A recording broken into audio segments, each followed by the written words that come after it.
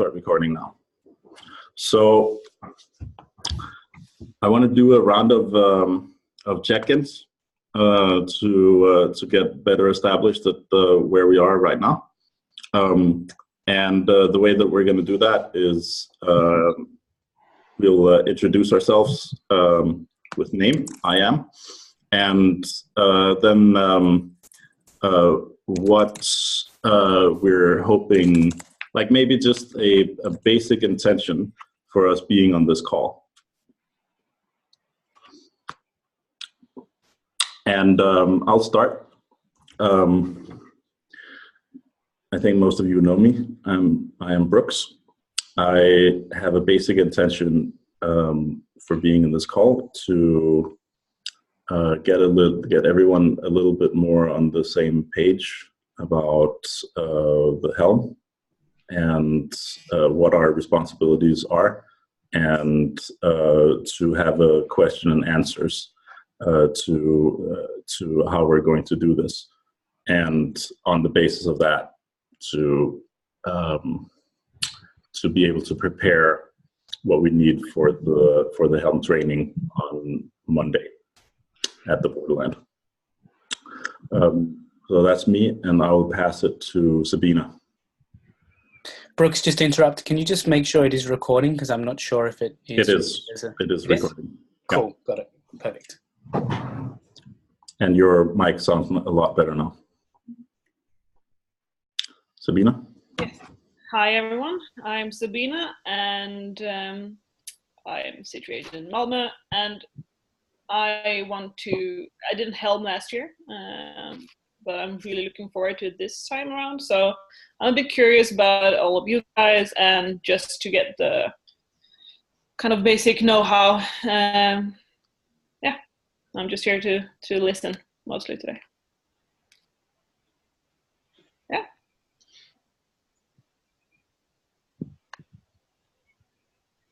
And then you pass it to someone else.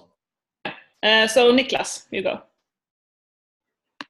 All right, thank you. I'm Niklas Oskarsson. Awesome. This is my third year at Borderland, and I've been safe lead before this year also.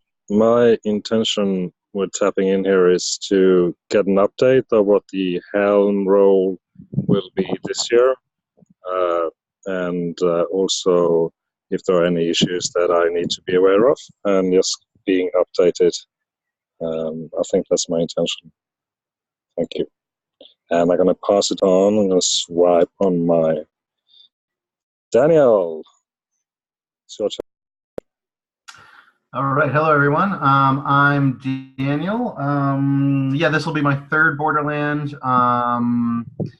I guess for my intention today is just to have a better idea of what all we're doing and the plan and all of that.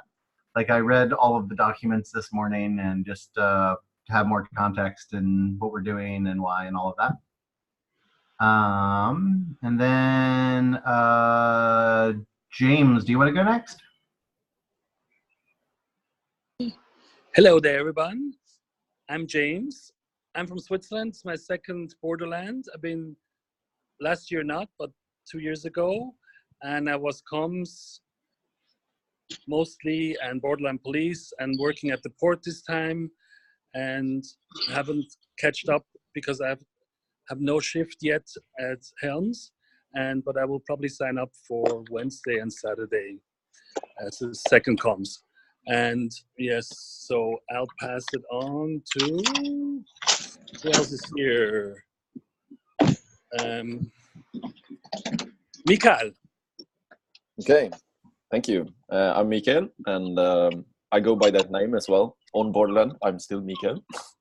And I am here to get a better understanding for the Helm responsibility, and so that I can perform that function better when it's my turn. I'll pass it to Klaus.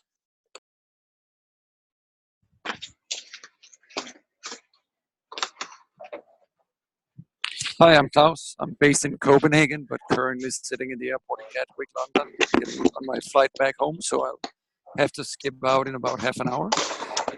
I'm in the call to get better understanding on the task of Helm and clarified a few questions that are raised by going through all the documents. And of course, seeing all of you. This will be my second Borderland, so deep diving into it. And I'll pass it on to, what does it say? Jonda? Yorinda, I guess. Sorry for that. Yeah, no worries. So I'm Yorinda. This will be my 5th Borderland. I was Helm last year. And yeah, looking forward to it. Also, intention to get in the loop. Looking forward. I'll pass it on to Aneshka.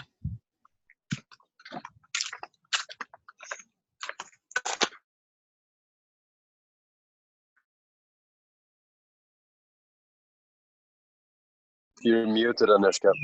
And Niklas, you're not muted. Hello. Now I'm unmuted. You hear me? Do you hear me? Yeah, loud and clear. Great. My name is Aneshka, and I'm here to tell you a little bit about a document I made, which is called Communication Paths and Safety Procedures. And I'm not having Helm shift, and I didn't intend to mess too much around, but I work in the sanctuary. I'm a co-lead together with Einar and Philip. And last year I found out that we didn't have a procedure for calling an ambulance, so that took it on me, and now this work spread out. But I've been in contact with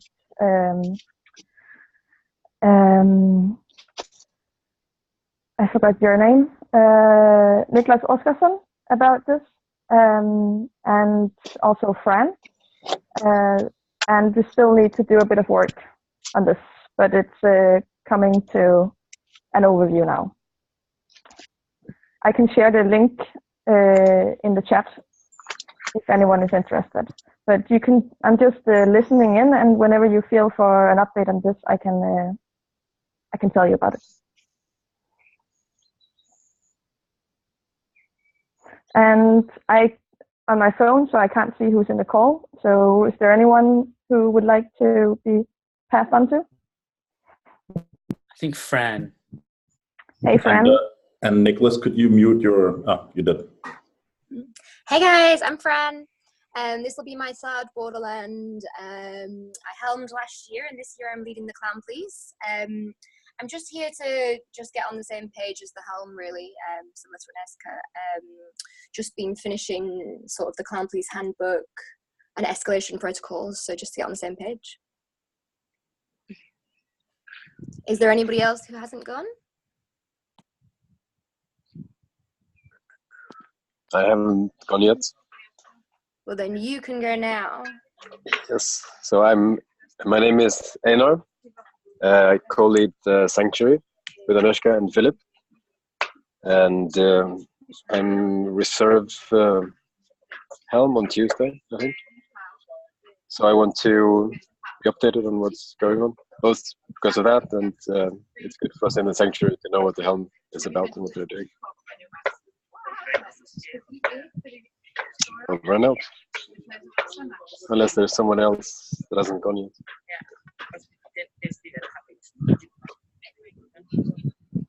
I think that's everyone. And I just want to remind everyone to please mute your microphones, especially if you're outside when you're not talking. Nicholas, I'm looking at you. And thanks. So what we're going to do in this call, I think we're going to just, I'm going to paste the agenda here so everyone can see it if they want to, and if they have screen space for that. But if you're on your phone, it's probably better to be here on the call. What we're going to do is I'm just going to say like a few words of how I see the Helm working and what they are. And then I would like for those who are on the call who've been Helms before, which in this case is Fran and Jorinda to maybe say like a couple of words about how they see this role. Agnieszka, have you also been Helm? No, I have not been Helm before, but I have a guest and I can't stay for 2 hours. So I would like to see the recording afterwards, but the things regarding this sheet that I've been making, I would like that to be in the beginning of the call. Is it possible? And this is something that needs the attention of this whole group. The knowledge of that it is, yes. I think that Hannah is trying to find the right people to make a smaller call for details. Okay. Well, sure. If you have a thing, but I'm gonna stick to this to the setting of context, and then we can do yours after that. And then after that, Little Bear will have some pieces about conflict resolution and such things. Sound good to everybody? I've been Helm as well, but I probably don't have anything to add. Just saying. Okay. Well, maybe we'll have you add your just what was your experience of it, and we'll keep these fairly brief. So the Helm is the role that makes decisions at the borderland. Generally speaking, we try to be as hands-off and as self-empowering as we can be. That people get an opportunity to rely on their own internal resources to solve their issues, and sometimes they need support for that, and that's what we have the clowns for. And sometimes there are bigger decisions that need to be made, for others. Sometimes people need to be thrown out, often against their will. Well, I don't know if often actually counts in this case, because we've just, to my knowledge, only have had it happen once so far. But there can be a great many different strange circumstances that crop up, and that needs for someone to step in and actually make a choice and decision. And I would actually say that the Helm is not necessarily that person, but the Helm functions as kind of a hub for information to flow in order for us to make good decisions as an organization. So it's the head of operations in one sense, and crucial to that is also that the Helm has access both to the clown police and what's happening there, and they have access to what we call the Spook Network, which is basically a WhatsApp channel that includes a lot of old timers who are generally good and trusted at making good decisions, and the Helm can rely on them for advice or even for support when they need to make their calls.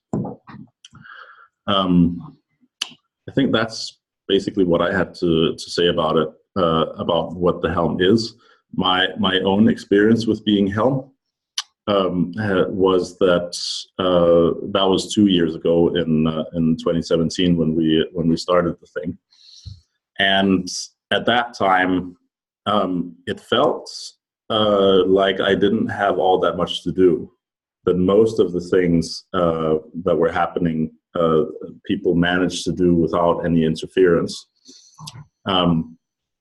Though I did have to go around and tell a lot of people to turn down their music, especially in the morning, and especially in places where they weren't supposed to be playing loud music.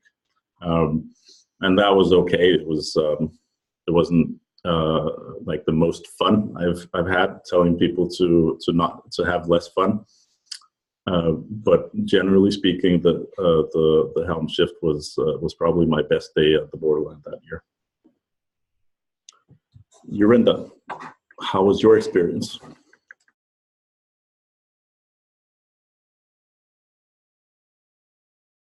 Just unmute. You're still muted. Yeah, sorry, I saw that. Yeah, so I have pretty much the same experience with not really doing much, or like, yeah, telling people to, to lower the volume. And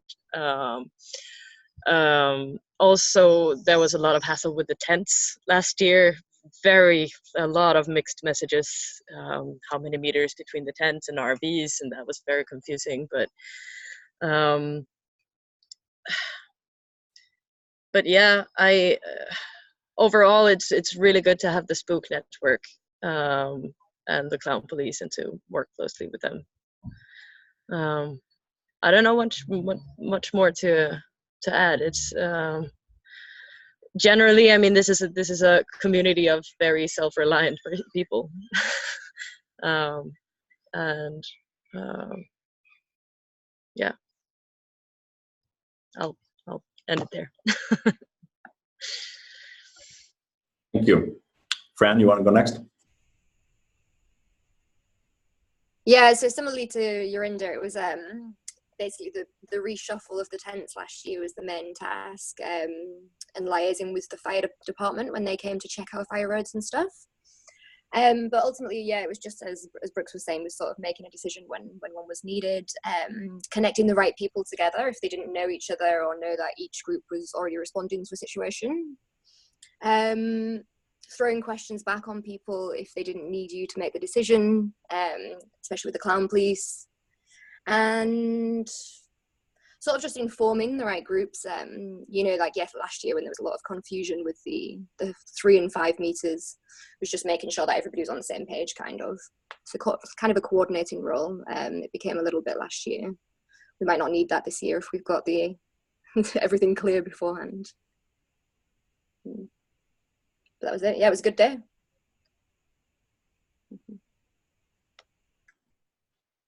Thank you. Nicholas? Second what Fran was saying, I think it's a coordinating role in many instances, and just being sort of connecting people and throwing questions back is an important thing. Then occasionally, and during the last couple of years, there have been incidents where you have to step up and be a little bit more on top of things. They're quite rare, but it happens, and you should be sort of prepared to connect people and ask and find the right persons in those occasions, not stand alone. That's important. Yeah. Otherwise, it's a lot of fun. You get connected. Really fun. Thank you.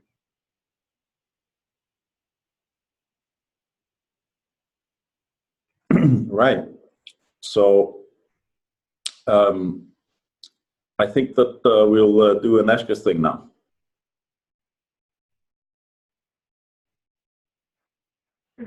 Hello, everyone. And Aneshka, if you could just, you need to, I think you need to paint like a greater context of what this thing is. Yeah. Not everyone here understands. Yes. So the context is that in 2017, last year at we were in Boston, we had action cards made to ensure that we know who to go to in different incidences of like how to respond. And I wanted to reuse those for 2018, but I guess because of the relocation and etc., this was not done. So I arrived to the sanctuary, and we didn't even have like the right way to call an ambulance. I didn't know what the address actually was. So I found out, and after that, I gave it to the CPs and to the sanctuary. And this year, I wanted to update the action cards. And I wanted to get the addresses straight and so on. And I realized that we have 3, sometimes 4 different versions of these incident response cards. And some of them are related to if you're Helm, others are more general, others again are focused if you're a Clown Police. And when I tried to get an overview of it, I realized that, for example, the role of comms is sometimes different in the different versions. So I started putting them all together in one spreadsheet and asking questions for each point, like, is this still true? Like, we shouldn't try to get to Nigel in the port because that's something from 2017. And now I've made this internal sheet, and I hope, probably not this year, but next year, that we can reuse it, because what you can do with a sheet like this is you can copy it into a document and make a link to the original one, so it will be up to a centralized point. And I will also, I'm updating, for example, what to do in regards to unresponsive person. This card was outdated because the sanctuary doesn't have a doctor on call any longer. So there's quite a lot of updates. I can't go through all of them, but I'll make sure that it comes out, and it will also be in print. And I'm adding a few things around this self-reliant first aid that the sanctuary is putting out this year. Is there any questions to this? I just want to say, Agnieszka, you've done an amazing job, and I've seen the document. I made some comments on your comments, and I hope that helped you resolve the last bits. It's a very good document, so thank you so much for doing that. It's going to be a good help for anybody in a situation where things get a little bit more rough. Yes, I also hope that comms can use this to have an overview of what other people are doing when they're coordinating things on the radio. Also, just to add last bit is last bit. I can some of the action cards I'm going to merge with the incident response, because there are some overlap, and I think it should be very clear which things are procedures and which things are things you do when you enter into a situation. So, for example, the unresponsive action card only includes what to do when you see an unresponsive person and how you act with first aid, not what Helm should do and what Clown should do, and so on. So I'm separating those. Francis?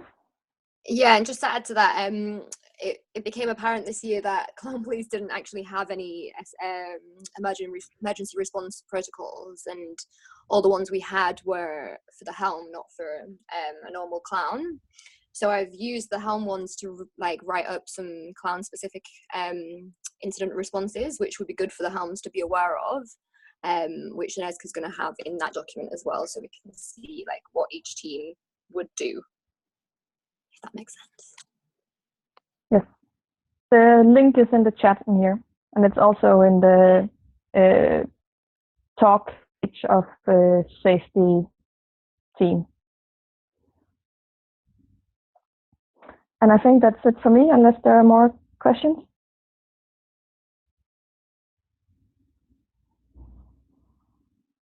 Is there something that you need from the Helms in terms of further processing this?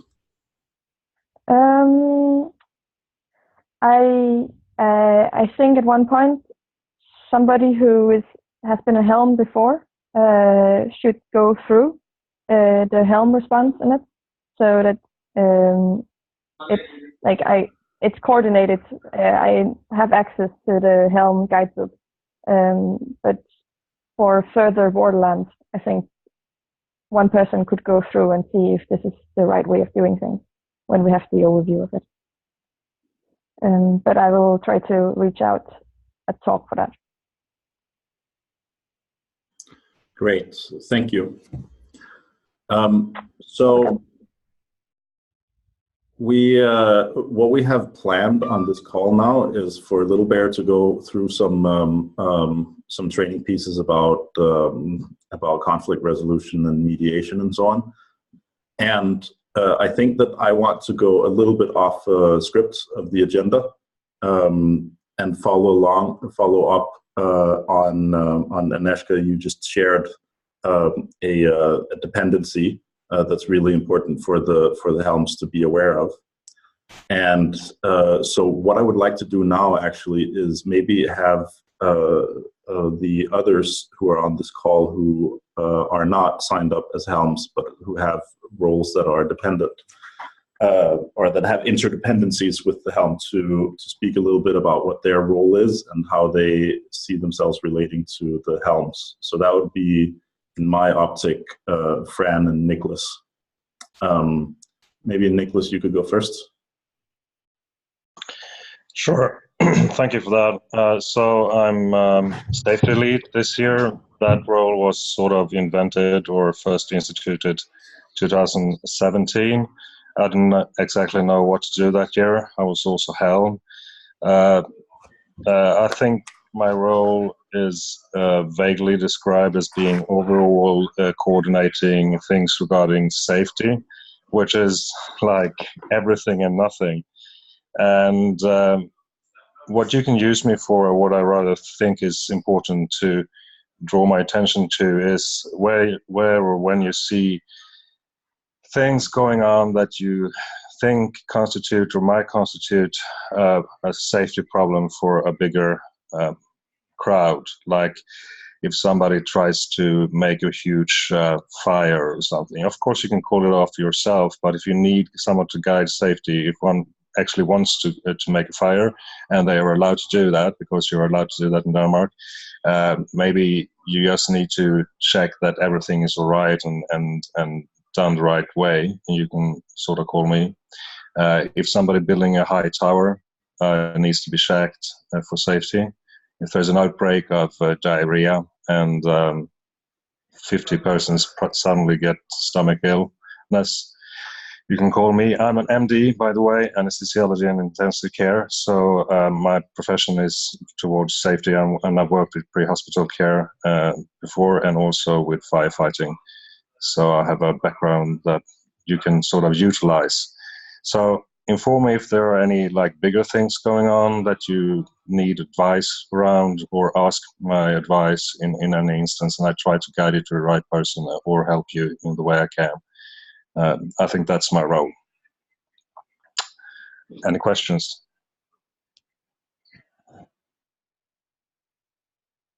You will be on the Spook channel as well, right?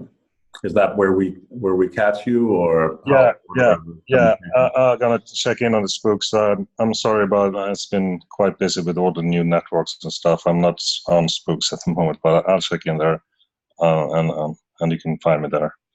I have my phone on, but I'm not 24/7 call. So if you don't reach me, I'm going to be in a camp, and I'm going to announce that. I'm going to be in the Elements camp.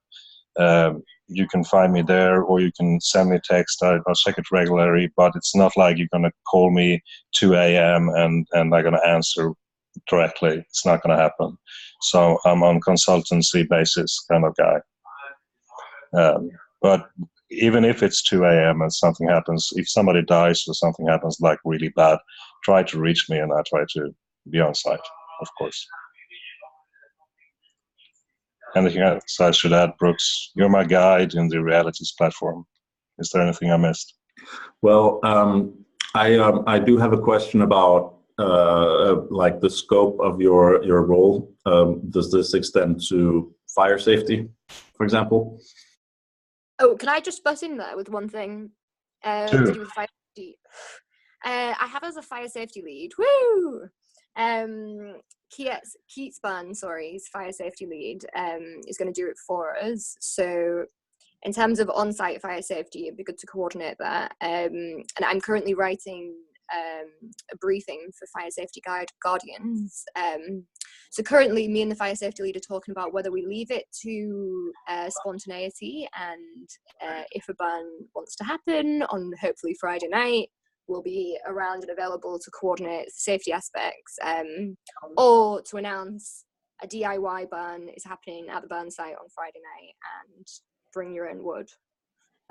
which we can talk about if you want to, or I can just carry on with that. Well, thank you so much, Fran, and that's great. So I'm going to be the person that guides the fire lead, if there is any need for that, and of course be of assistance in the fire. But and I was going to make sure that all camps are informed by the clown police of the fire extinguishers, and I'm going to make sure that we're going to inspect all the tall buildings that we see together with one expert on building sites. Going to also check for the fire roads and stuff, but I'm going to do that in collaboration and just on like an overview kind of back office kind of thing. Is that clear enough?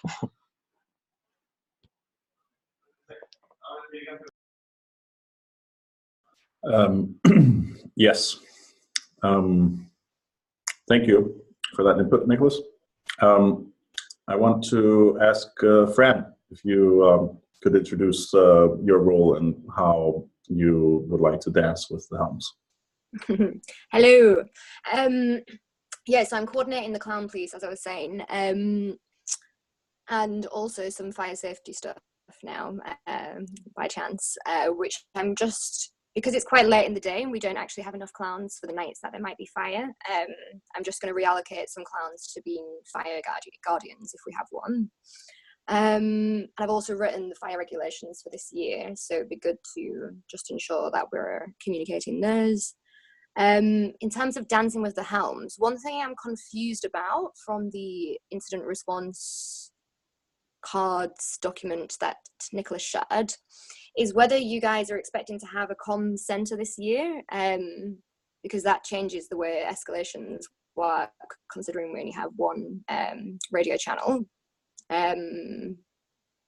Yeah, how is that? Are you planning to have a comms role this year? Have I got that wrong? Because I had someone mentioning comms when I first joined the call. So that was James. You said you might be taking, and I think that you're the comms, like that there's that the comms center is the clowns, right? It's us. Yes, Yeah. the comms center Good. is just next to the port, and Right. I'm Right. 3 times comms. One was always at comms. We couldn't, like, there should be like a list of telephones or of the WhatsApp group to contact if it escalates.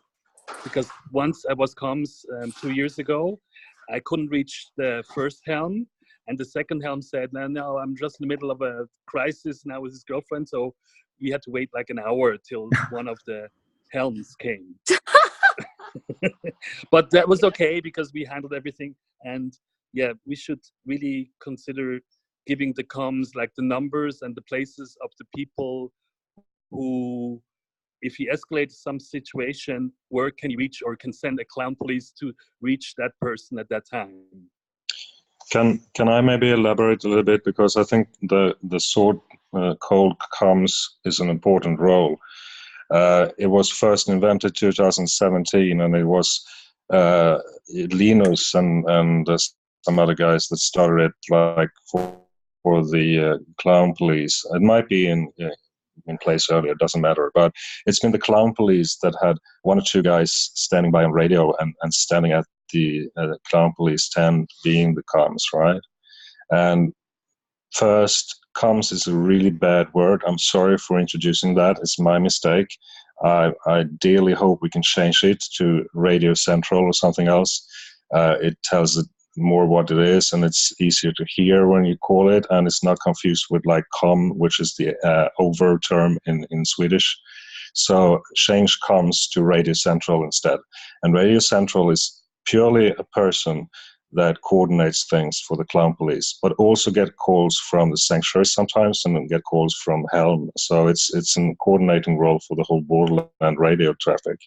But it's important that the person manning that station has the knowledge of how to use the radio and how to coordinate things. And that should be a clown police, in my view, isn't it? Or am I? Yeah, that's totally like what I've got planned. I've recruited 2 comms people per shift this time, just in case one of them Wonderful. is bad or whatever, and or ill or whatever, or talking to people that are coming to the Clown HQ for questions. And I've asked everyone that signs up to comms to either be confident communicating with people or to have already done Clown Please before. And there's going to be like radio specific training for them as well. But yeah, just because I kept seeing comms everywhere in all the documents and SOS Alarm Center, I was like, that is us, right? Because if there's 2 SOS Alarm Centers, that's going to be confusing as hell.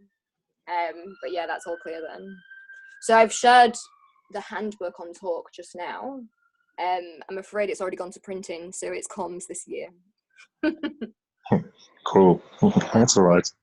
I have having phone numbers, James. That's up to the Helms if they want the comms clowns to have their phone numbers or to just use the radio in the Helm tent. So that actually brings me to a piece of procedure, because it's actually been a bit of a problem with Helms not taking their job seriously enough. I remember the first Helm shift that I took, I was on duty, but I barely saw the other person who was on duty with me. And so I just want to like make it absolutely clear that there is an expectation that when you're on shift that you're reachable. And if you're having like a domestic issue or something like that, it's your responsibility to make sure that either the other Helm is on the call because you need to be out of the game for a bit, or that someone else is taking over your Helm shift. And that means using the spook channel and asking for support, for example, or calling in the reserve. That's also an option. But you can't just wander off and like do workshops and just like, no, if I just stay sober, it'll be fine. You need to be reachable, and you need to be in connection with the other Helm, in the sense that, okay, I need to go and deal with my girlfriend for the next 2 hours, and then I will be back in touch with you. Is what you're going to tell your partner, like we don't have any procedures in place to deal with people who are not living up to the expectations. I really hope that we don't have to put in procedures like that. So there's a lot of trust being put in you. There's a lot of there's actually a lot of people's safety that is dependent on you being conscientious with this shift. So I've spelled it out, and I will be repeating this on the Monday training. So that was Fran and Nicholas. Is there anybody else in the in this call who would like to speak up about their roles as not as Helms, but as some role that's dependent on the Helms, or that the Helms are dependent on? Brooks, can I make a question regarding availability? I fully agree that you have to be available on your shift, reachable by walkie-talkie. But is that also mandatory that you are actually located in the Helm's headquarters, or could you be located around the field or anywhere else? No, you absolutely need to be able to move around, and you absolutely can do that as long as you're reachable, and we're not talking about people have to wait an hour for you to show up. Is if you're called, then and you haven't made other arrangements for others to be reachable, then you're reachable even though you're sitting in a cacao ceremony or whatever that is. I fully agree that I believe that in 24-hour shift you will be actually on duty, which means you're on call with a 5 minutes notice or something like that, unless you're on the toilet. One other question about that, I actually boarded, which means I have to re-sign in a second. In the original plan, it says the shift was from 8 to 8, but in the program or the Helm guidebook, it says from 12 to 12. I presume the shift are from 8 to 8, right? Yeah, the times in the spreadsheet are the ones that we're going with. Great. Just make sure. There was one more piece to what you're asking about though, which is reachability and whether you're in the Helm tent at night. And I think that what we're going to say is that one of the Helms needs to sleep in the Helm HQ, and they need to know how to find the other one if they're sleeping so heavily that they can't respond, so that they can send someone to wake them up, or they can go and wake them up themselves. That's also going to be procedure. So not everyone has to be in the Helm tent at night, but one of the two, and you need to figure out who that is. And we're going to make sure that there's a nice bed with like its own room in the Helm HQ. So it will be an okay place to sleep. Okay. So the time is now 2:45, and I'm going to hand over the mic, the screen to Little Bear. All right, thanks, guys. It's really great to hear how much coordination and organization there already is. One of my big concerns with a lot of other burns that I've been to is how much hierarchy there is and how that gets in the way of co-creation. And so one thing I would just want to say off the bat is how impressed I am already that there is a lot of decentralization that I'm observing here, which in one part of my brain rings these alarm bells of, oh my God, but who's accountable? And in another part of my brain is like, cool, this is how we do it. So nice one, guys, from the outset. Briefly about my role, largely training and supporting where relevant. So what I felt like I could bring to the table now is some basic information about conflict resolution and de-escalation. It's something we call Ranger Foo in Australia, and I've adapted that to Helm Foo.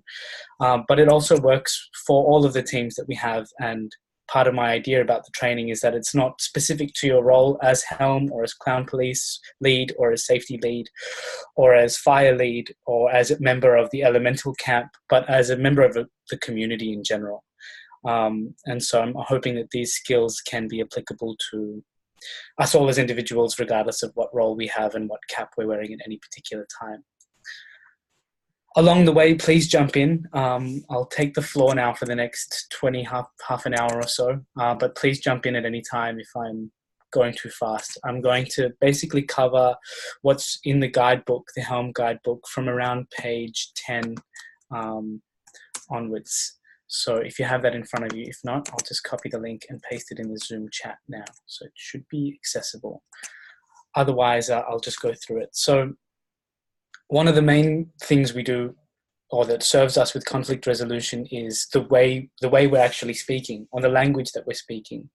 And being mindful of that is perhaps the first most important step in helping to resolve any conflict or communicate effectively.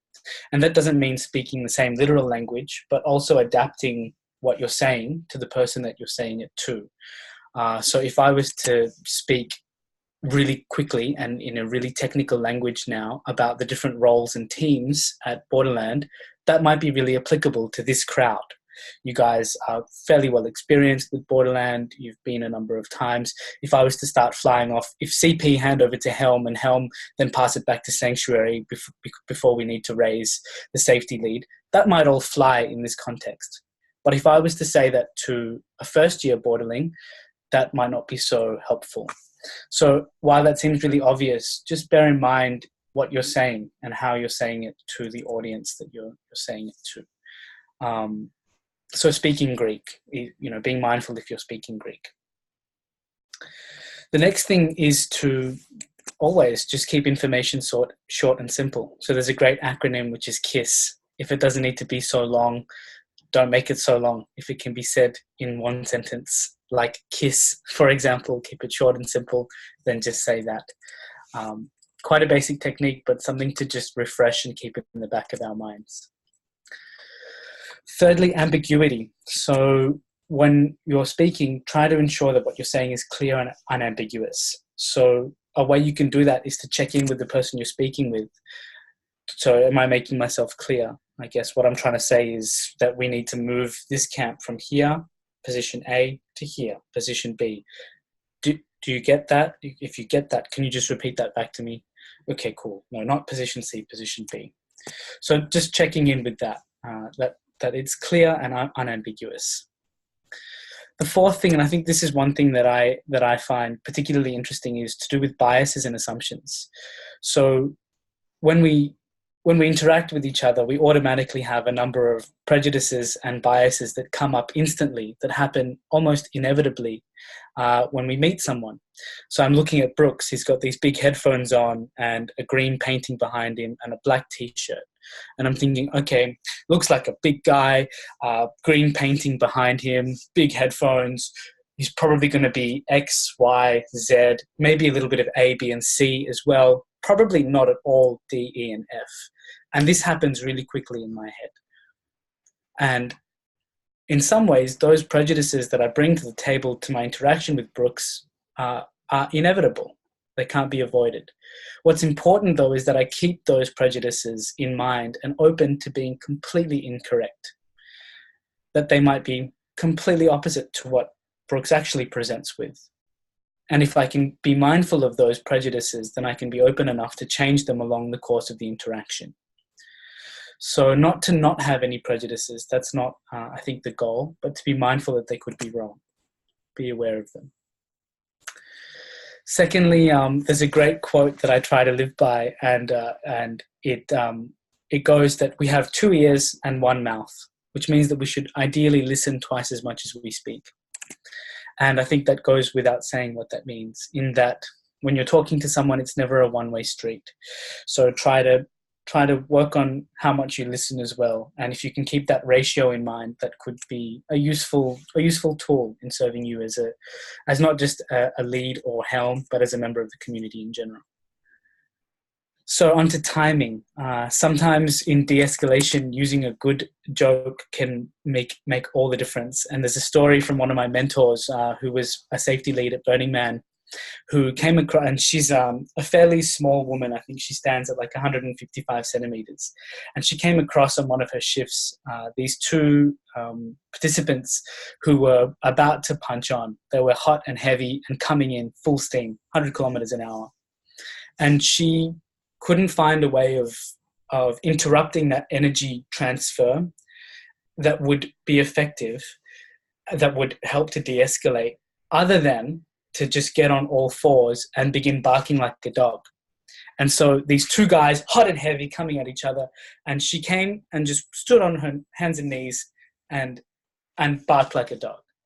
And it created this disruption, which was timed in such a way that was so perfect to just create this moment of confusion between these 2 hot and heavy speakers. And that was all it took, that moment of them going like, what the fuck? And then looking back at each other, and the momentum of their sort of escalation had been disrupted, which gave her a chance to then come in with something else. Being mindful of timing, though, because it could go the other way, where if you make a really bad joke at the wrong time, someone's in a vulnerable situation and you make a joke about their hat and they're already feeling vulnerable about it, and you're, oh yeah, I'll bring in a joke and I'll lighten the mood. So you're feeling really sad, but how silly is your hat, right? Might not go so well. So just considering timing can already be something that makes all the difference.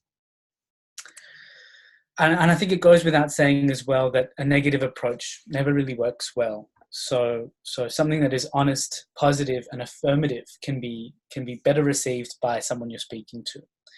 So if you're questioning the person themselves, that's not going to fly as much as if you're separating what they're saying or their position from who they are. So oftentimes we want to link that because it's easier then to create a role. You're making noise because you're part of a sound camp, so it's you that is the problem, rather than the fact that you want to provide a wonderful stage for a number of participants who want to dance. If you can separate the person from the activity that they're doing and then talk to the activity or the intention behind it that's separate from them, it becomes a lot less personal. And then you can also preface it with something positive. That's a cool idea, but I'm not sure it'll work due to X, Y, or Z. Is usually much more effective than that's a horrible idea because what you're doing is wrong. At the same time, you want to be honest. I'll take a pause there to see if there are any comments or questions or anything like that along the way. Or if you guys have any experience that you want to share along the way, please feel free to jump in. All right, I'll punch right along. And a lot of this, I'm sure, part of me feels kind of awkward about telling you guys this because I'm sure that you guys are fairly well versed in a lot of this already, but I'm hoping that it can just serve as a little refresher along the way.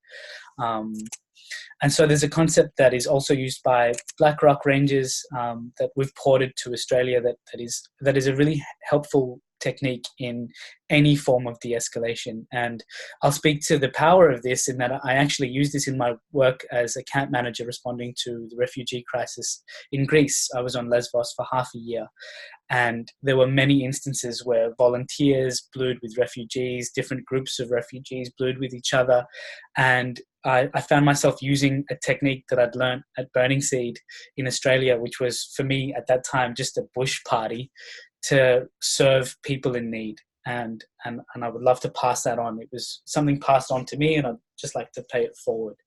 And that's the concept of flame. And this is where whenever you find yourself in a position of being in need, try to use it as an acronym, flame, to flame a situation. So if you come to me at Borderland and say, I need help with this, the first thing I'll probably say to you is, have you flamed it? Because I feel like it's a really, really helpful technique. It stands for, and I'll go through what it is, the F in flame is find out. So this is where you consider the whole story before you actually do anything. And the idea behind flame as well is to try to create distance from you interacting or intervening in a situation, to sort of leave some room to separate. So when you see that there's an opportunity for you to jump in, the first thing you do is find out all of the sides of the story. The person who you're interacting with, the other person that they're interacting with, perhaps a third party. This creates the first layer of separation between you and any action. Find out. The next level of separation is to listen. That's the L in flame. So actively listen. And along the way in actively listening is to use techniques like paraphrasing what they're saying. So what I'm hearing that you're saying is that you're trying to teach us a technique called flame. Is that right? And now you're talking about the L. Am I hearing you correctly? Yes, that's exactly what I was saying. No, that's not what I was saying. What I was saying was actually X, Y, and Z. So if you use some of those techniques to rephrase what the person who said to you can do, that can help you to actually listen. Once you've had that second level of separation in that you've listened, analyze it. That's the A in flame, analyze. So this is where you gather the information and perhaps share it with another member of your team to say, so I was talking to Brooks and he was saying that X, Y, and Z happened. Did you catch that he said? No, you did. What did you catch? Oh, you heard something completely different. Okay, so what do you think that means? This creates a third level of separation where you're actually then thinking about what you found out and what you've listened to. So A is analyze. Next comes perhaps the first step of intervention, which is the mediation, which is M. And this is where you could try to create, try to allow the participants themselves to come up with a solution that serves them. That's not something that you've come up with, but something that they've come up with themselves. And I mean, this goes without saying, we're all about handing over that power. But I think when we start our role as mediators and as community members, we want to be the ones who helps them come to the conclusion that solve the day. This is the hero hat that I know that I wear, that I'm sure a lot of us have worn before. And part of this mediating is to take it off and actually hand it over to the person who wants to find that solution themselves. A resolution that a participant comes up with themselves, that relates to themselves, is always going to be something that applies to them, that serves them better than one that you've come up with. And so when you mediate, try to actually consider how much your role is and how much you're actually handing over that role to them and allowing them to do it. So work with the parties involved until an outcome is reached that seems to function well for them. make your suggestions as a neutral third party, and consider what it is that you're intervening with. If all goes to hell and it doesn't work, there is an E in flame, which is to explain, and this can also be part of your exit strategy if things don't work. So you've tried to intervene and you've tried to help them come up with solutions themselves, but it hasn't really worked so well. What you can then do is the E in flame is to explain. So to say, this is my role. So I'm here as a helm. Helms do X, Y, and Z. This is what we're here for. We're here to try and support the community, supporting themselves. Our role really is to do nothing but support you guys, and that's what I've tried to do. Maybe it hasn't really worked so well. For that, I'm really sorry. Maybe someone else could help you more, or maybe there's something else that might serve you in this instance, but clearly what I'm doing is X, Y, and Z. So it's to just explain flame even to them and what you've tried to do. Any questions on flame or any comments with that, or how that's worked for you guys? Please jump in if you have anything to say. It also gives me a moment to catch my breath. So if there's anything so looking at flame, what if there is active conflict and the people involved have no interest whatsoever in coming to a good resolution? Like, how does that model interact with people who don't want to come to a good outcome? Is it just okay? So to understand your question, you have two people who are in a conflict, for example, and you're coming in and you've identified that they don't want to come to any resolution. Okay. Yeah, I mean, that's right. And you've tried to find out from both parties. You've tried to listen. You've tried to analyze. You've mediated it, and you've done as best as you can to explain. Yeah, something like that. Mm-hmm. And they still don't want to come to any resolution. Yeah, I mean, I don't know if that's how often that happens. It's just an idea of if it assumes goodwill of all parties, and then I'm just curious if there's a thought on that. Yeah, I mean. Yeah, it's a really great question. I don't have a great answer because it's often really dependent on the situation itself and the particulars of that context.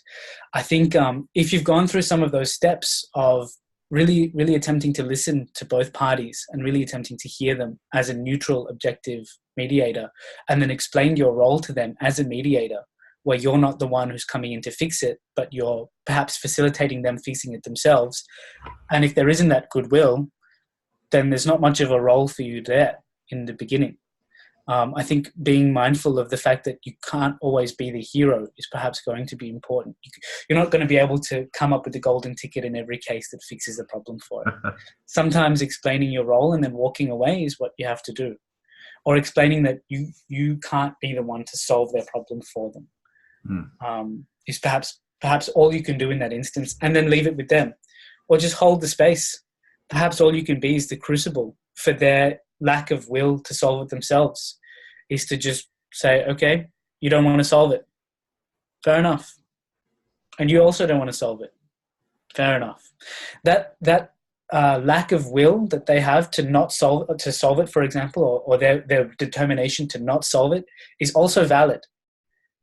I mean, you can't also change that, you can't be like, but you're here at Borderland. Don't you want to solve this? Don't we all want to be one and hold hands and sing Kumbaya? Like, isn't that what you're here for?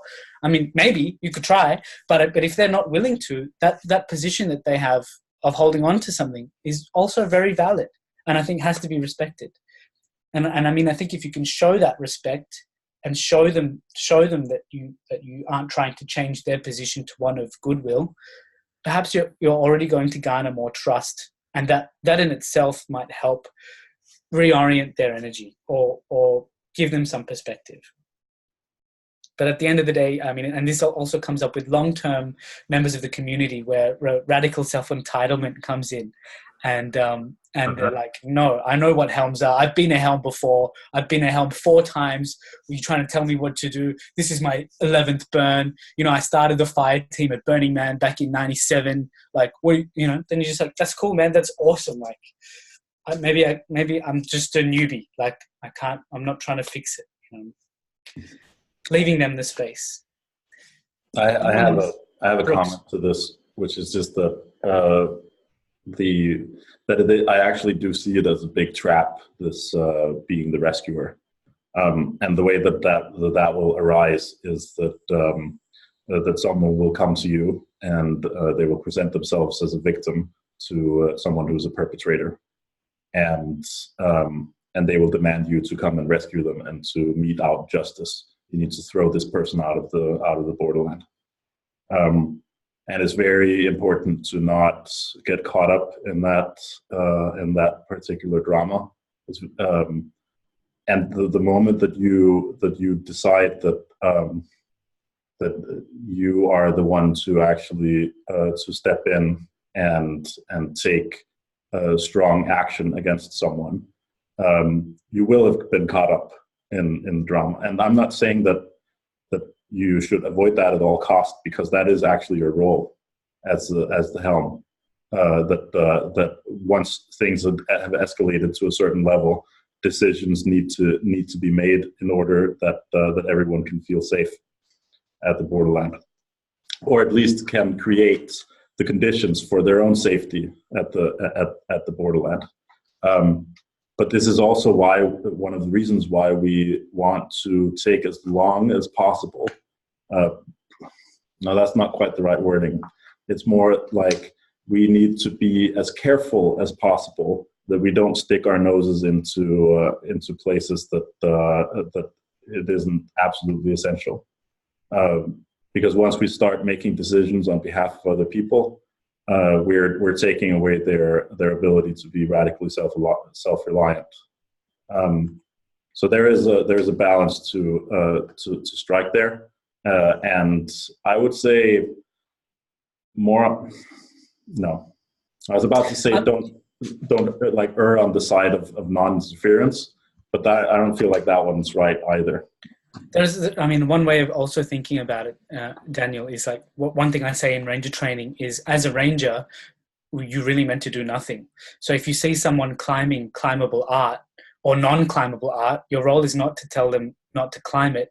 Your role is to set up a perimeter if they fall, and to call medical if they need it, if they've fallen, rather than telling them what to do. And I think that as a very basic premise of, all right, someone's doing something, the bottom line is safety. That's the bottom line, is event safety. I think that's the bottom line of what Helm is anyways. Overall, when it all comes to all, if two people are interacting and aren't able to come to any sort of resolution, and it's going to involve harm, then that's where the intervention can come in. But as Brooke said so well, that there needs to be a level of care taken with where that intervention comes in. It's a great question, though. There's not an easy answer for it. Thanks. Yeah, it was a good conversation, or good discussion. Does anyone else have any questions or comments along the way? Okay. All right. The next thing I want to talk about very briefly is trigger issues. And this is something that changes every year. And so it's something that is worth taking a few minutes to just think about along the way. And it might not have to be right now, but maybe during your shift. Does anyone off the bat know what a trigger is? You've all read the manual, so perhaps you've got an idea of it. I won't have to go into it in basics.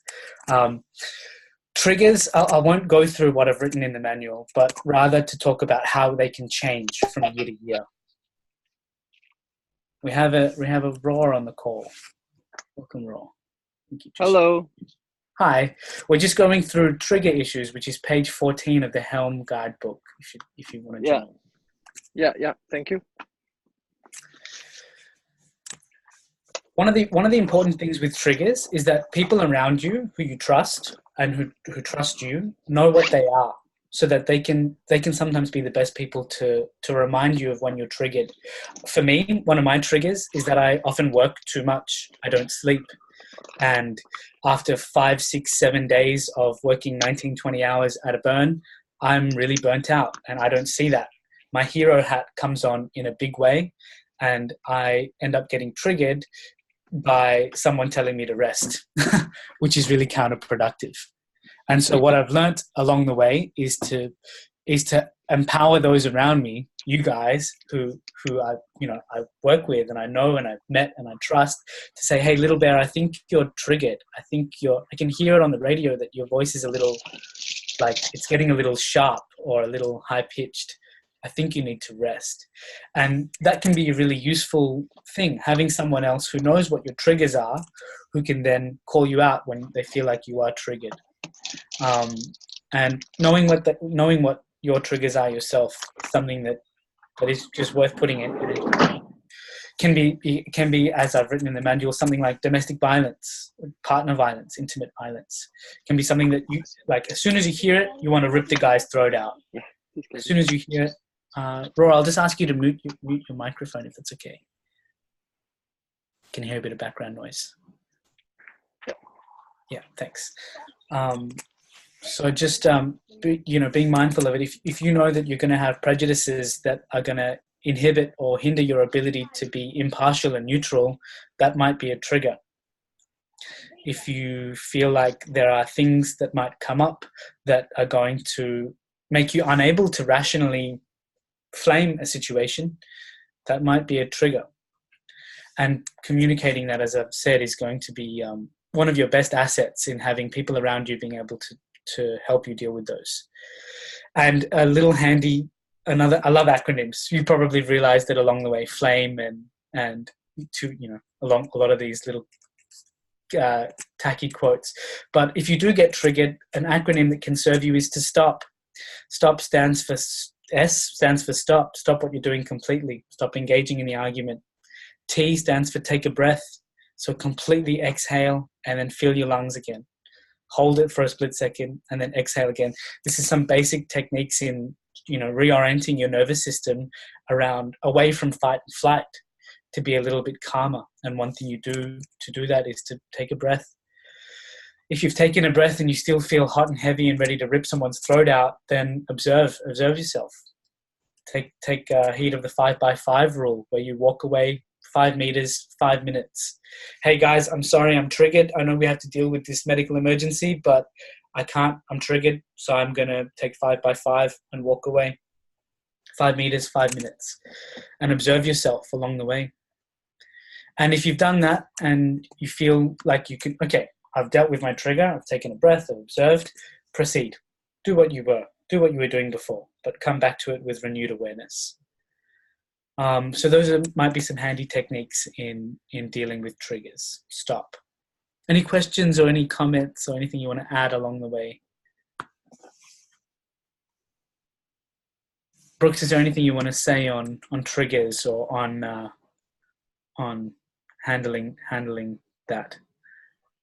Good. Just consider if you're the right person to deal with this, and use the support network that you have at hand. There is a point where, the problem with being triggered is that you often are so close to the situation that you cannot take the 5x5, as you were calling it. Mm. And I mean, I think that's also really good to think about how, if you're not the best person, then who do you go to, right? Because you guys have signed up for Helm, and Helm is meant to be like the last line, right? And now you're triggered or you can't deal with it. So what happens? Do you just push yourself to the point of burnout? No, there is always a support network for you in other Helms, in Brooks, myself, in Hannah as well, in the Spooks. So there is always a support network for you to kick it sideways. And where you feel like you can't do it, don't feel like, fuck, but I'm Helm and there's no one else on and it's 2 a.m. and the clowns have tried to deal with it and can't figure out anything and I can't reach Fran and there's no one else. I've got to just go full steam, even though I feel like I'm triggered. Fuck. Kick it sideways. Maybe reach out to Spooks. Maybe see if you can raise someone else. Sometimes another member of the community who's completely not involved can be, hey, can I just ask you about something? I'm just trying to help these 2 guys over here who are trying to burn down the whole campsite. And I don't know what to do. What would you say? Someone completely outside of the situation might also be a useful resource. You're never alone, in other words. Yeah. And I would also add just that, But the point of you being the last line, of you being the one who's authorized to make decisions on behalf of the borderline. Oh, I just said it, borderline. It's a running joke. Everybody's calling it borderline these days. You're the last borderline to make a decision, and so you need to make that decision. And that is actually not how the borderland works. We don't do like straight up pyramid structural hierarchies. And you didn't get your Helm shift so that you could sit on top of the pyramid and make those decisions. You are a Helm because you are a responsible adult, and responsible adults know how to call in support, and knows when they are not the best person to be sitting on top, and then you figure out how to hand it over to someone else, because there are lots of little tops all over. It's not that we're like against hierarchy. We just want for the right person to be making the right decision. So think of yourself more as like a connector point than as the king of a hill. So and yeah, and I think just to add to that, that king of the hill mentality comes in so many roundabout ways and can crop up in so many different forms. Just being mindful of it is perhaps your best line of defense. I speak only for myself when I say that no matter how many times I've delivered training on saying do nothing, do nothing, do nothing, the first thing that I get called out for by some of my co-leads is doing too much.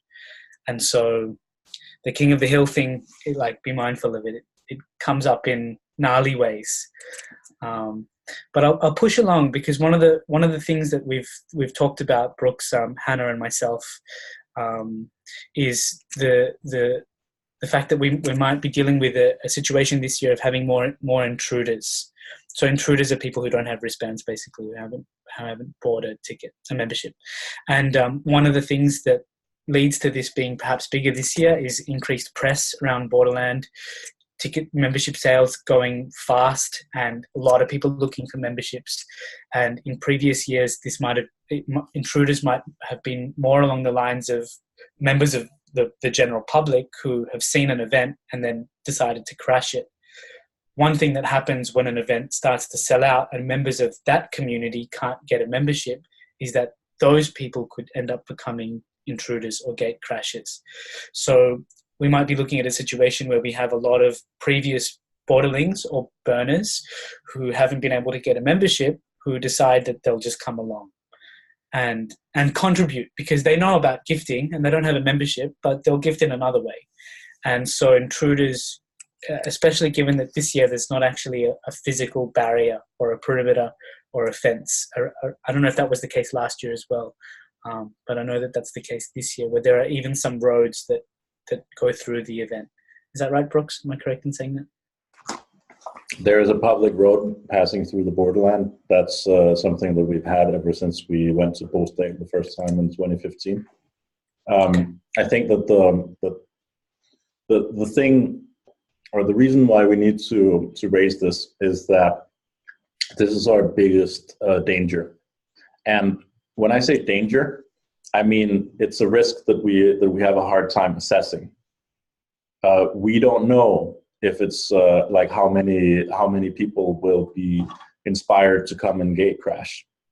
We don't know if the borderland will generally have a self guided way of dealing with this. It could very well be that it's very difficult for intruders to really feel welcome, because everyone will tell them where's your wristband.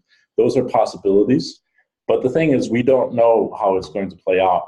We have no risk assessment on it. We don't know how popular we are in certain circles. We don't know what the influence of the many gate crashers that go to Roskilde Festival, which is right next door, is going to have on our event. So we need to somehow approach this issue, knowing that we don't know, but just trying to put in place some kind of process or procedure to handle it if it grows to a worst case scenario. Perfect. Fran, I'd just like to ask you, actually, I was looking at the CODA guide for clowns, and there's a section on intruders, non-borderlings at the site.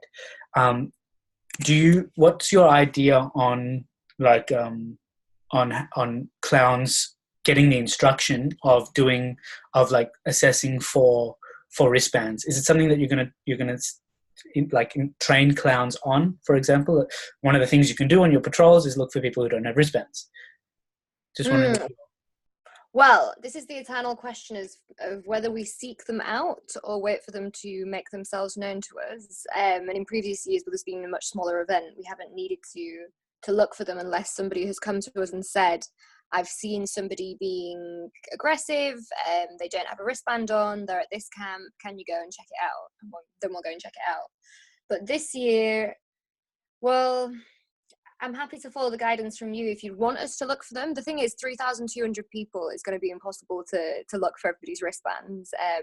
If we notice them, that they don't have a wristband, then we follow the protocol. But generally, we don't seek them out. Yeah, great. It's so Burning Seed is an event of about 4,500. So it's actually a similar size. It's a little bit bigger, but not that much.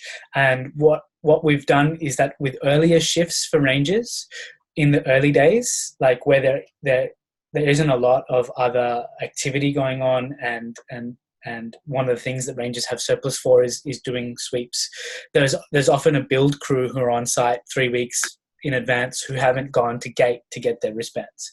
And so one of the things that rangers are instructed on in some of their earlier shifts as part of their briefing when they come on shift is to inform, put out the message to the community that they can go and get their wristbands if they've been on site and blah, blah, blah. It's something that can often be done earlier on in the event to give that protocol to clowns to say, so, it's pretty quiet out there. There's not a lot on, but one of the things you can do on your shift is just keep an eye out for wristbands. And I mean, one of my mentors talked about going around and doing the wristband dance. So, and you'll notice that hey guys, let's just do the wristband dance as one thing you can do. And that's one way of also observing who don't have wristbands, because those who don't sort of just slip away and don't participate in the wristband dance. But I mean, in terms of seeking it out and having it as an active protocol throughout the event that clowns do wristband sweeps, I think is tedious, in my opinion. And I think it's a waste. I mean, I think it's going to be, an excessive consumption of resources that could be better used elsewhere. That's my opinion on it. Can I throw something in here? This was the way they did it in Apogea, which is the burn in Colorado. There was an entirely different organization called ASS, or the Apogea Security Squad, whose job was to do that sort of thing. And I think that's kind of a good idea. I don't want our clown police to actually be authoritarian. We're coming to fuck you up and kick you out for not having your thing. Even the word police and clown police always sort of gets me the wrong way, because the Rangers are there to help. So it's just sort of an idea of, if there is someone going around being the bad guy, it shouldn't be the guy we're trusting to save us if something goes wrong. For my 2 cents there is that it's too late this year, but if we were going to do wristband sweeps, it shouldn't be the same people we go to when something goes wrong. But that's just copy that opinion there. Yeah. One thing I want to say as well is that in my experience, I mean, so our event, Burning Seed, is much further away from a city. So a lot of the intruders end up being locals who, are young kids, teenagers, who have heard about this party going on and want to come and check out all the hippies being naked and twirling fire. And they're fairly easy to identify. I think this is going to be something very different. But one thing I want to say is that those kids who have come and who we have evicted as gate crashers or intruders have ended up becoming really important members of the community in future years. And this is one thing that I want to say that's somewhat important with regards to intruders, is that how they're handled can often make the difference between building community and alienating us as some cult or clique that exists. So I think it's a matter of how intruders are dealt with as well. And that can be something that Fran, that you pass along to Clown Police. That when you observe intruders, it's not a matter of going and telling them that they have to leave because they don't have a membership and a wristband, but rather using that as an opportunity or as a talking point for, civic responsibility and for some of the principles that we rely on as an event. That there's a gift economy, and that part of that buying a membership is participating in that gift community, where then what happens with the cost of the membership is that grants are given that you can then apply to bring your art. So you guys live in the area and you're local boys and you work at the timber mill. You could get a grant from the event to bring some of your work to the event, and that way you can come back next year and apply for a grant and buy a membership, and then it goes into the pool. And I've actually had the experience of, in later years, having previous gate crashes come up to me and say, "Little Bear, look, I got a membership now. Like, I've got a wristband, like, I'm back and I'm going to bring all of this art and whatever else." I also want to tell another little story. I had a previous gate crasher or intruder who came back in future years and ended up joining the Rangers because he was so impressed with how we worked as a team to provide safety for the community. And so he joined the Rangers and ended up becoming instrumental in spotting other gate crashers who had come in because he knew them, because he was a local and they were also locals, and he had a personal relationship with them. And so when we had gate crashes, it became him that became the sort of go-to person for indoctrinating them in the burner ways, so to speak. And so I think this is perhaps part of the training that you can give to clowns, is like the how that intruders are dealt with can make all of the difference. Yeah, we have a really good culture of that in Clown Police and the port as well.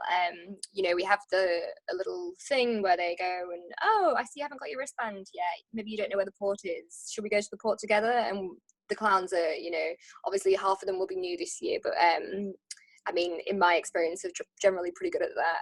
We also have memberships specifically for local people. We have the art tour, which is open to local people. So we have other ways we can engage local people if they are locals trying to gate crash, so to speak. But yeah, that'll definitely be part of the training, yeah, for sure. Awesome. In terms of like the process or the protocol itself, it's tricky. I think I'd love your guidance and maybe Brooks's guidance here. The actions that are written there in the clown manual: make personal contact, ask whether they've forgotten, give information about the event. Perfect. If they still refuse, then what happens?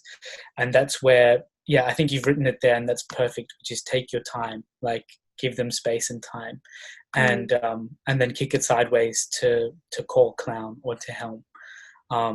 And I think that's sort of the same process that I would imagine that Helm would try to do, to go through steps. Where is it now? I just lost it. To go through steps 3 and 4.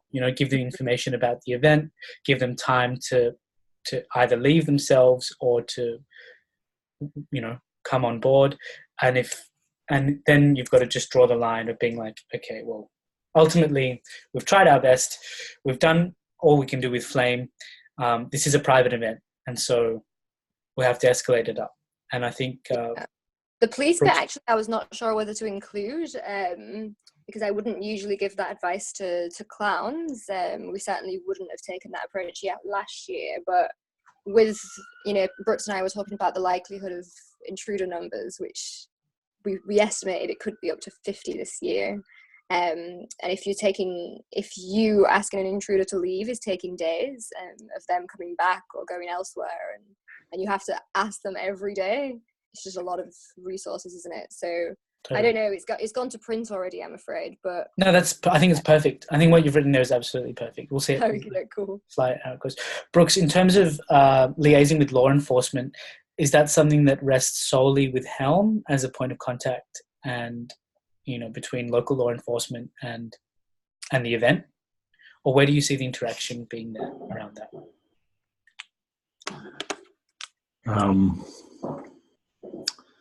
I think what we established, Fran and me, was that if you're asking someone to leave, that you throw in there that like, hey, you're welcome to like get a membership next year and so on. And we really mean it that this is not the event that you're going to be at, and if you come back, we will call the cops on you. And I think the law, I would love for Helm to be looped in if then that becomes necessary. So I don't feel like I want to make a hard rule on this because it hasn't been something that we've done yet. And so I think it would be okay to just not make a hard decision on it. And if it then becomes a clown that calls the police and that didn't work out, then we can make a call on it later. How does that sound? Copy that. Sounds good to me. Sounds good to me. Does anyone have any questions on intruders or anything that's been said so far on that? Yes, actually. Yeah. Are we talking about communication still with intruders or just general approach? Anything, go for it. Anything, cool. Are we still doing the intruder group or is that going to be part of Spooks? Did we decide or did you decide? That I'm not sure of. Brooks? So we're not going to do a dedicated group on it. Okay, cool. Where like the Spooks can be part, and we'll ask some certified ogres to join the Spooks so that they can escort people off the premises if necessary. That was apparently what worked last year. Was that that Hugi just crossed his arms and then followed them out, and that was all that was necessary. So we might build a little bit on that. Cool. That's okay then. Thank you. So I'm aware that we have half an hour left in the call, and that I've been talking a lot. So Brooks, or if there's any discussion that we'd like to have on how you guys feel like, how you feel, or what you feel like you need to be better supported in terms of training or in terms of some of the protocols, I'd love to hear from you guys as some of our Helms on what you need, and then we can perhaps use some of the time for that. So I'll open the floor now, and if there's something you feel like there's something in the guidebook that you feel, I don't really feel so confident with sexual assault or what I would do there, or yeah, I have no idea about the missing child and how I would handle that. I've read everything that's there, but I don't get it.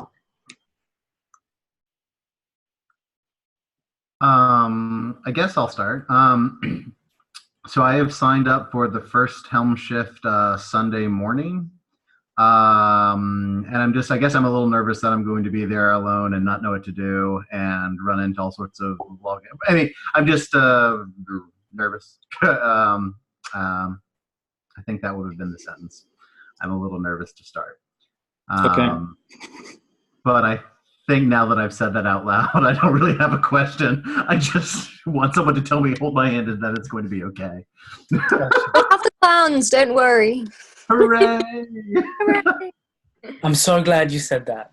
It brings me so much warmth that you said that. You're going to be okay. And yeah, we're here. We're a team, you know. We've got each other's back in some ways. And I mean, the community is like that as well. So you're going to be well supported. Thank you for saying that. Brooks, do you want to talk about the early shifts and something about? Yeah, I mean, so the early shifts, which is in this group, is Mikhail and Daniel. That this will happen before the training, which is on Monday. I think that also Storm is also starting on Monday, but since she's not here, anyway. So I don't expect there to be a lot of Helm stuff to handle then. If there is Helm stuff to handle, it will be talking to. It might, for example, be talking to authorities about setup.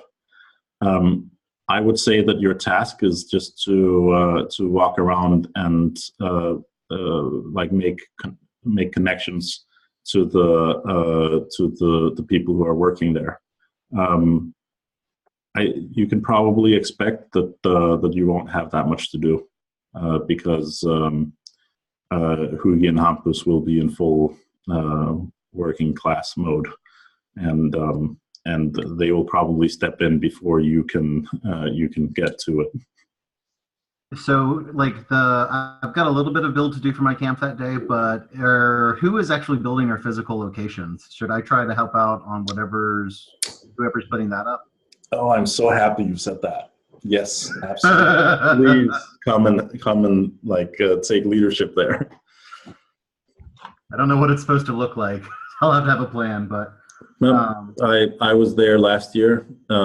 That's how much I know about it. There's a big fat tent, and there's like hopefully at that point we will have the furniture that we need to do what we have to do, and then we'll probably get someone who has a good aesthetic sense to come in and help with the details.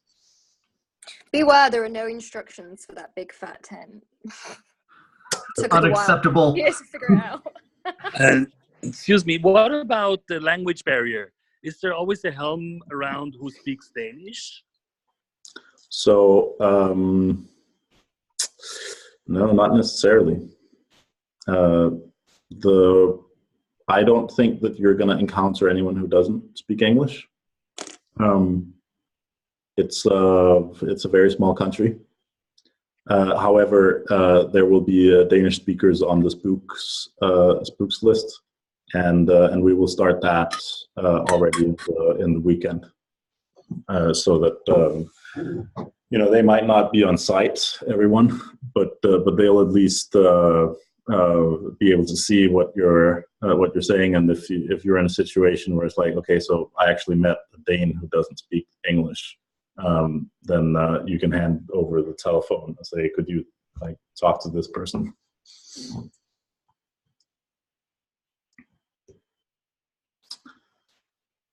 But that is actually a good segue into, I just want to show you, if I may, the what the Helm looks like right now.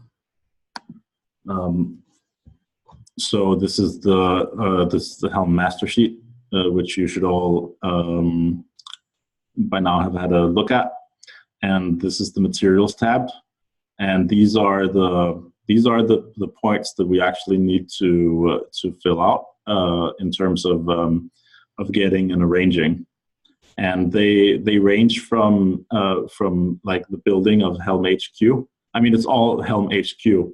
But there are some different kinds of tasks here.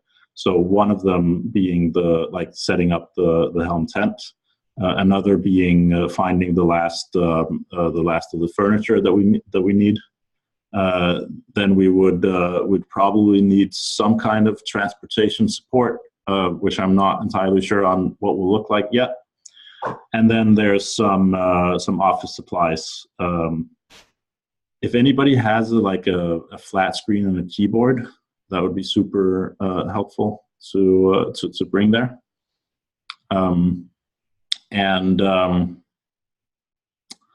Yeah, like this might be if someone has an afternoon to help, we could knock a lot of these things off our list. Brooks. Hmm? I'll be going shopping to Harald Nyborg and IKEA and probably Biltema for the sanctuary in the coming days. Okay. I can probably pick some of the stuff up if it's better defined what it is I'm picking up. Yeah. Okay. I will contact you. Great. If I have such a thing. Okay. I might be able to help with some transportation from Copenhagen, depending on what and how much. I'm doing logistics on a van for my camp that I can probably squeeze some stuff in on depending on what it is and things like that. So if that is helpful. Cool. Sounds great.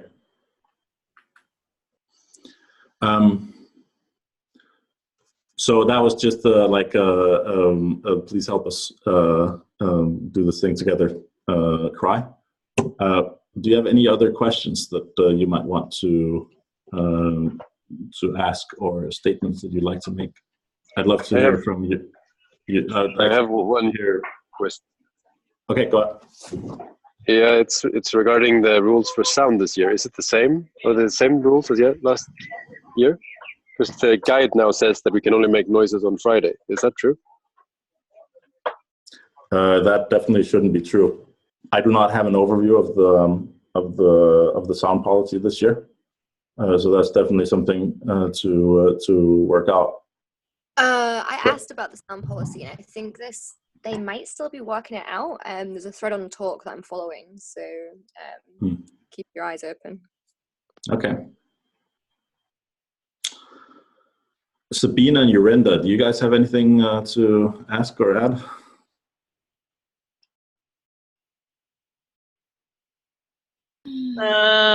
No, I don't know.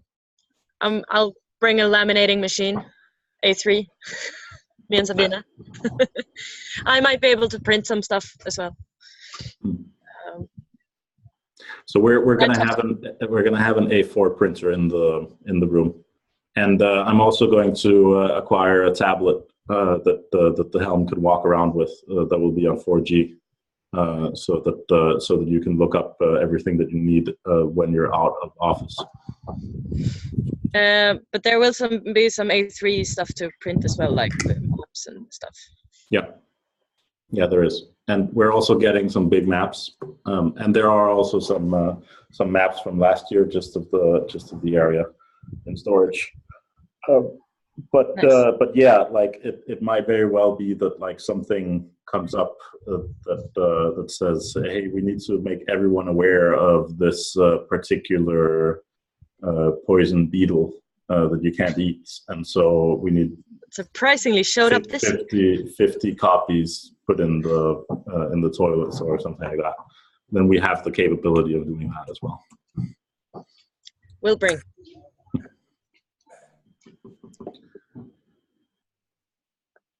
Yeah, no, I don't have anything in particular to add or ask now. I'm gonna meet up with Yorinda tomorrow, and I think we're gonna have a chat about this as well. But I think most will either be clear when we have the meeting on Monday, or the Monday at Borderland, or just by asking here. I'm not too stressed about it. Could I ask a couple of questions, perhaps? Fire. Thank you. Safety meetup on Monday, is that just a Helm meeting, or is that all Safety realizes, like it was last year? So the meeting we're doing a 2-hour training and early afternoon. What time did we settle on? Where? We settled on, I think, 2 p.m. Monday. Yeah, 2 to 4 p.m. Is that the one you're talking about, Fran? Oh, I just wondered if there was going to be sort of last year I think we had, I can't remember if it was, I think it was all Safety realizes. We had like sort of just a meetup to get on the same page about what the operational sort of things were, but I wouldn't be able to make that anyway because we have clown training at 2 o'clock. Yeah. What about at the end of it? Like, what about at 4 o'clock after how long is the clown training? Yeah, well, next door, so yeah, we Okay. finish at 4 o'clock actually, so I could pop in then. Okay, maybe if we can pass that along to Niklas and Agnieszka as well, and have them meet us at 4 at Helm HQ on Monday, 4 p.m. 1500. Would you remind me again when the clown police training was? I don't know that. Well, I've announced 2 clown police trainings, Monday and Tuesday, 2 till 4.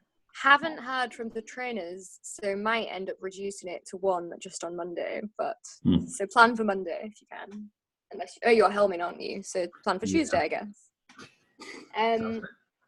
Contact details. Do you want Core Clowns to just contact you via the radio, or do you want Core Clowns to have available the phone numbers of each helm?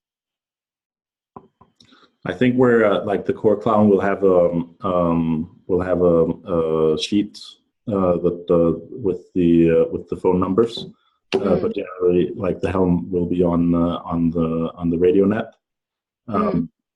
So both, I suppose. Okay. So can you print us those sheets with the numbers potentially? Yeah. Perfect. Thank you. So I'm just writing this down. Do you guys know of any, last year we got quite a few visits from the authorities, particularly the fire brigade. Do you know if we have any planned for this year, or is it ad hoc again? Sort of just unannounced?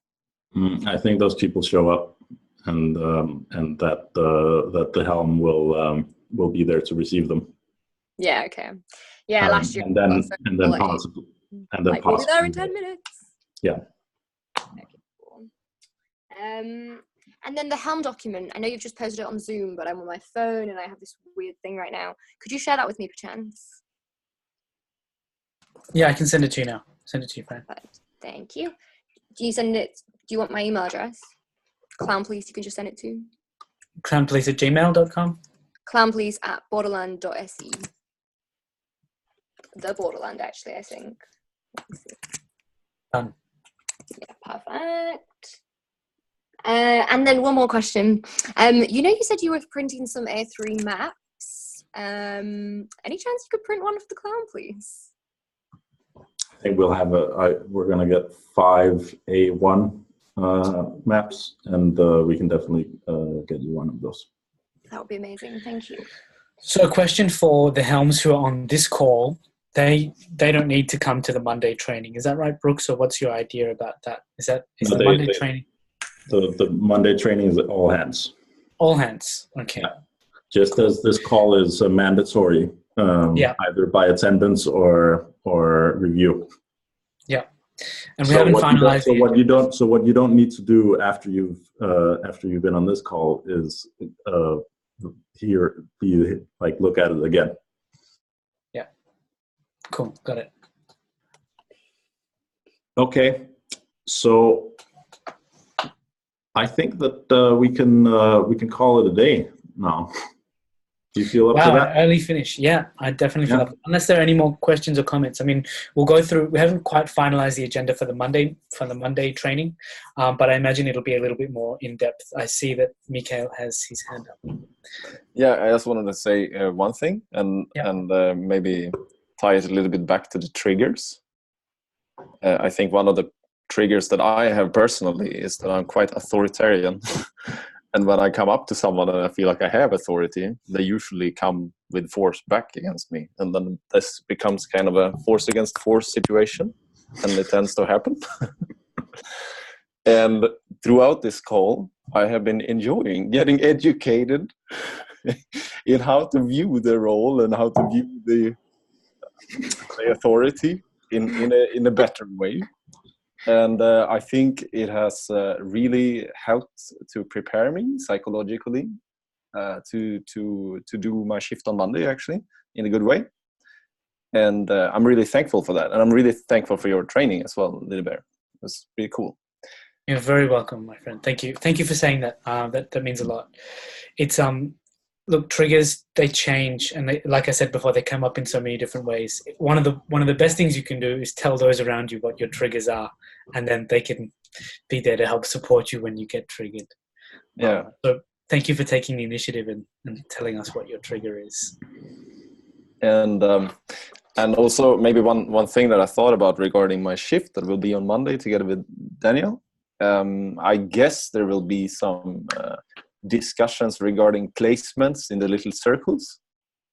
We're already feeling this a little bit in my home circle, which is the Celestial City or the Sea. Our camps have different ideas on how to place their tents and whatnot, this usual dance camps do with each other. And I just want to confirm my idea after this, after all the information that I got now, and that is that it is not the Helm's primary role to go in and solve this situation, but maybe the camps are taking care of most of that themselves, these placement discussions, and that my role in this case and Daniel's role in this case would be to step in would it be like such a case that it really got out of control, like, and then in the way that you were describing it earlier, to maybe hold the space for them to try to find an out from that conflict themselves? Is that a correct? Yeah, I mean, it can be really especially hard when you have a role, for example, with Helm, and then you also have a role, for example, with your camp, because there could be a clear conflict where you're trying to wear two hats at the same time. So if there comes up something to do with your camp, for example, it might be better to kick that sideways, to pass that on to either a core clown or one of the other helms, or say, look, this is to do with my camp, so there's a dispute going on, but I'm very much involved in it, so of course. keep out of it. That can often be better, serve your role as helm better, and your role and your relationships with those in your camp as well. But I would say that and I'll take guidance from Fran here as well, that if there's a dispute with regards to placement, that perhaps clowns can serve or help resolve some of those, and take it from there. Do you want to take that? Yeah, for sure. Sorry, I missed the first bit because I was ticking things off a to-do list. Potential dispute around land and placement. Yeah, the clans know that that's part of their role as mediators. If the neighbours can't sort it out themselves, then they can help facilitate sort of mediation. And we're also going to have clowns helping on Saturday, Sunday, and probably Monday with sort of placement support for people who turn up. And there's a lot of free campers this year, and I think a lot of them might be a bit confused about where they can free camp. So we'll have at least 4 or 5 of the clowns dedicated to supporting people with placement, so that we can save the reshuffle. So yeah. Does that answer your question? Do you feel like that's... Yeah, it does. Thank you. Cool. Anything else before we call it a wrap? Great. Looking forward to seeing you guys all on Monday at 2:00 at Helm HQ for round 2, and to take this conversation into the flesh in person and go further. That'll be it from me. I'll hand over to Brooks to do the final close. Thanks for your time, guys. Thanks for listening, and please feel free to come to me at any time for whatever you need. Thank you, Pickleball. Thank you. I think we'll just to exit, we'll do one statement each, and I'll start. It's been great. I'm feeling confident about this this venture. And I'll see you at the Borderland. Daniel. No one expects the Spanish Inquisition. Yorinda. Tricky to find the mute button. Thank you, guys. Fran. Looking forward to causing some mischief whilst we uphold community safety. Safety side. Sabina. All right, no puns here. Just excited to do this with all of you. Thank you. Einar.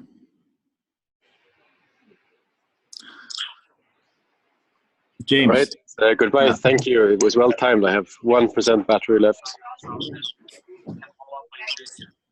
Thank you. James. Yes, so I meet you all, and I'm gonna sign up for the shift on Saturday for Helm. So I see nobody signed up yet, so that's my contribution. After I've been clowning and comms, Helms is on its way. Nice. Let's see, Mikael. Sabina stole my final comment. Yep. So thank you all, and I will see you very soon. Bye. Bye. Bye, everybody. See you.